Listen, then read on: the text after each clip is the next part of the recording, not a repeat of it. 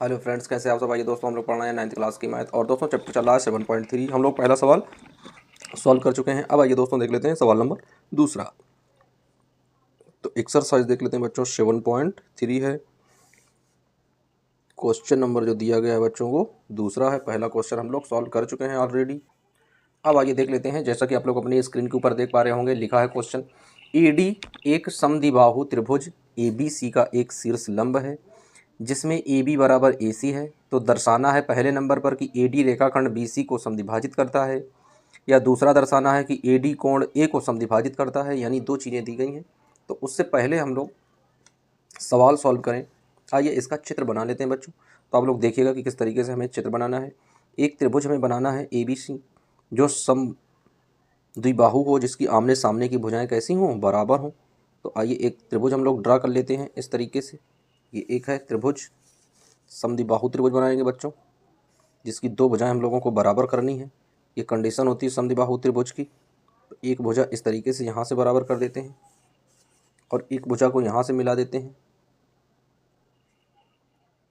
इस तरीके से। तो ये दोनों भुजाएं आपस में बराबर हो जाती हैं। ये वाला जो बिंदु है इसे ए मानते हैं, इसको बी लिखते हैं, और ये वाला बिंदु सी बन जाता है।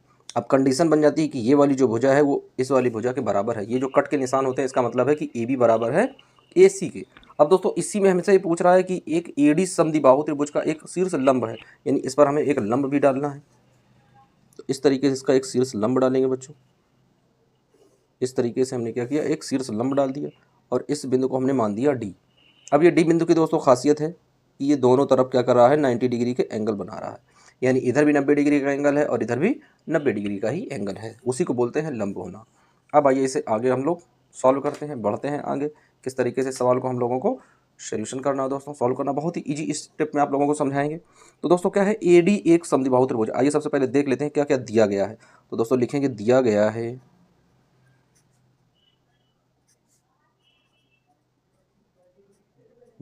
है कि क्या दिया गया है बच्चों, ए डी एक समद्विबाहु त्रिभुज, एक समद्विबाहु त्रिभुज एडी जो है वह एक समद्विबाहु त्रिभुज एबीसी का, त्रिभुज एबीसी का, त्रिभुज एबीसी का एक शीर्ष लंब, एबीसी का एक शीर्ष लंब, एक शीर्ष लंब है।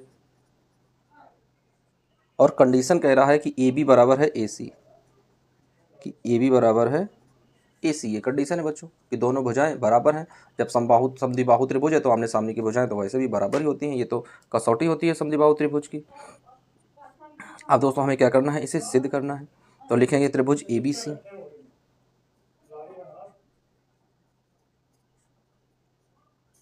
त्रिभुज ए बी सी में। तो आइए बच्चों देख लेते हैं कि त्रिभुज ए बी सी में हम लोग किस तरीके से सॉल्व करने वाले हैं। तो दोस्तों दिया गया है ए बी बराबर ए सी, लिखेंगे कि ए बी बराबर ए सी, कोष्टक में लिख देंगे दिया गया है। तो लिखेंगे बच्चों दिया गया है। ये जो कोष्टक में लिखना होता है ये बहुत इंपॉर्टेंट होता है, बहुत ज़रूरी होता है, नेसेसरी होता है।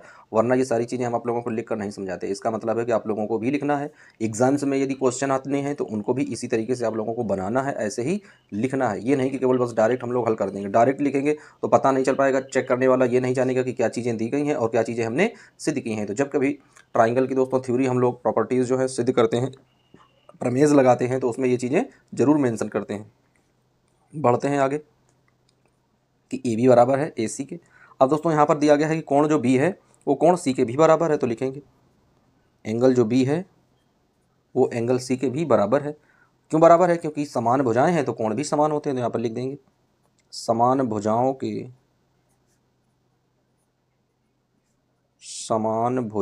के कोण भी समान होते हैं, कोण भी समान होते हैं। ये ट्राइंगल की प्रॉपर्टी है बच्चों कि जो समान भुजाएं होती हैं उनके कोण भी कैसे होते हैं, समान होते हैं। तो यहाँ पर हमने उसको लिख दिया। अब दोस्तों इसमें दो त्रिभुज बन रहे हैं, तो आइए देख लेते हैं कौन कौन से दो त्रिभुज हैं। तो एक त्रिभुज बन रहा है त्रिभुज ए बी डी, लिखेंगे यहाँ पर त्रिभुज ए बी डी। दूसरा त्रिभुज बच्चों बन रहा है ए सी डी, तो त्रिभुज ए सी डी। अब इन दोनों त्रिभुजों को हमें क्या करना है, सिद्ध करना है बच्चों। तो आप लोग देख पा रहे होंगे कि ए डी भुजा तो दोनों में है, तो लिखेंगे ए डी बराबर ए डी, और ये कैसी है, उभयनिष्ठ भुजा है, तो आगे लिख देंगे उभयनिष्ठ भुजा, क्योंकि ये दोनों त्रिभुजों में शामिल है तो उभयनिष्ठ भुजा हो जाएगी। जब दोनों त्रिभुजों में जो शामिल है भाई वही उभयनिष्ठ है, उभयनिष्ठ मतलब कॉमन साइड हो जाएगी, कॉमन भुजा है। फिर दोस्तों दिया गया है सवाल में ए बी बराबर ए सी, तो लिखेंगे ए बी बराबर ए सी। ये दोस्तों लिख देंगे ब्रैकेट में कि दिया गया है, यानी ये सवाल में दिया गया है हमारे। अब दोस्तों एक हमें देख लेना है कोण, कौन सा कोण बराबर हो रहा है, तो एंगल बराबर हो रहा है ए डी बी बराबर एंगल ए सी डी या ए डी सी, क्या हो जाएगा बच्चों, ए डी सी,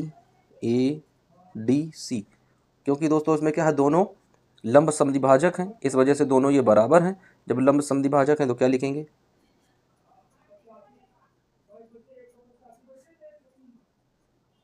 प्रत्येक कोण 90 डिग्री का, तो प्रत्येक कोण बच्चों किसका हो गया, 90 का बराबर हो गया। तो अब क्या लिखेंगे, कौन सी कसौटी इसमें लग जाएगी बच्चों, तो LHS और RHS की कसौटी लगेगी दोस्तों, left hand side and right hand side की कसौटी लग जाएगी बच्चों।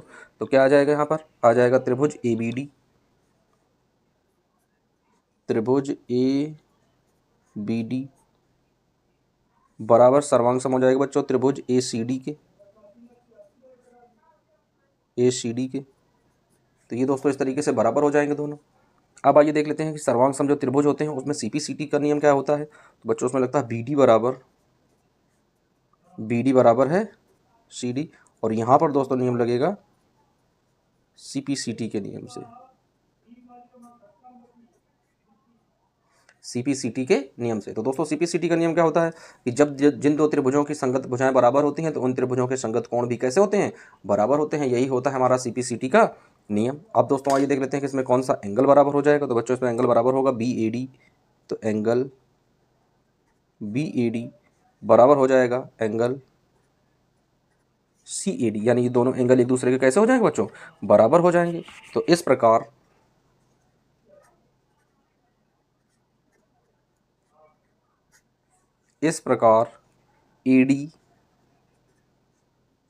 AD BC को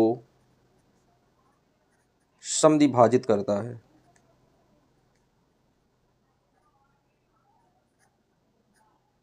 समद्विभाजित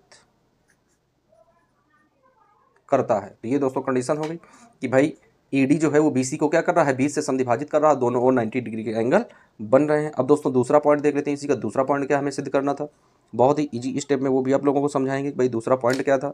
बच्चों दूसरा पॉइंट था कि AD जो है वो A का समद्विभाजित कोण है या नहीं हो। दोस्तों यही चीज़ हम लोग ऊपर भी सिद्ध कर चुके हैं कि AD जब BC को समद्विभाजित करेगा तो BC भुजा जब AD को दो भागों में बांटेगी तो AB कोण समद्विभाजित हो जाएगा। तो क्या लिखेंगे बच्चों, लिखेंगे कि AD कोण A को भी समद्विभाजित करता है,